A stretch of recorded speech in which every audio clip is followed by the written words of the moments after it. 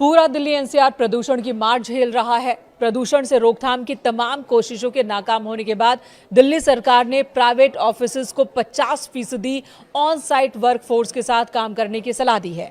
यानी कि 50% कर्मचारियों को वर्क फ्रॉम होम की सलाह दी गई है। पर्यावरण मंत्री मनजिंदर सिंह सिरसा ने इस बात की जानकारी दी। उन्होंने कहा कि ग्रेप 3 के तहत ही दिल्ली सरकार प्रदूषण नियंत्रण उपायों को सक्रिय रूप से लागू कर रही है।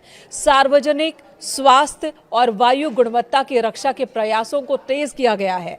एमसीडी ऑफिस सुबह 8:30 बजे से शाम 5 बजे तक कार्य करेंगे, जबकि दिल्ली सरकार के कार्यालय सुबह 10 बजे से शाम 6:30 बजे तक खुलेंगे। आपको बता दें, दिल्ली एनसीआर में अगले 10 दिन के लिए AQI की वार्निंग जारी की गई है।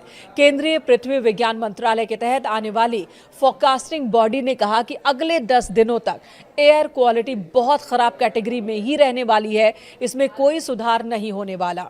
जिसके बाद डिसीजन सपोर्ट सिस्टम यानी कि DSS के मुताबिक दिल्ली के PM 2.5 लेवल में अलग अलग पॉल्यूशन सोर्स की जानकारी मिली है। दिल्ली की जहरीली हवा में ट्रांसपोर्ट सेक्टर का सबसे बड़ा योगदान सामने आया है। लगभग 15% प्रदूषण की वजह ट्रांसपोर्ट ही है और ऐसे में वर्क फ्रॉम होम नियम से सड़कों पर गाड़ियों की संख्या कम होगी और प्रदूषण में कमी की उम्मीद है। फिलहाल दिल्ली में ग्रेप 3 लागू है। दिल्ली सरकार ने प्रदूषण पर रोक लगाने के लिए 11 नवंबर को लागू किया था ग्रेप 3, लेकिन इससे कोई फायदा नहीं हुआ।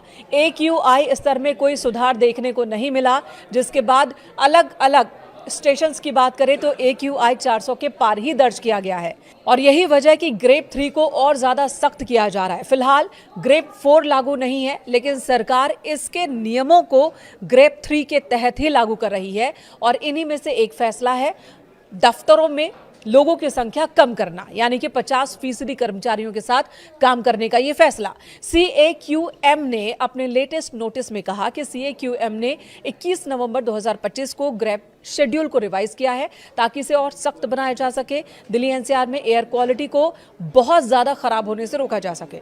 सुप्रीम कोर्ट के प्रपोजल को मंजूरी देने के बाद यह फैसला लागू किया गया है और इसके तहत गैर जरूरी निर्माण कार्यों पर रोक लगाई गई है। खुदाई और BS4 वाहनों पर पहले से ही प्रतिबंध है। नियमों को और सख्त किया जा रहा है। ऑफिसेज को भी ये कहा गया कि चाहे वो प्राइवेट हो या सरकारी दफ्तर, वहां 50% वर्कफोर्स के साथ ही काम करें।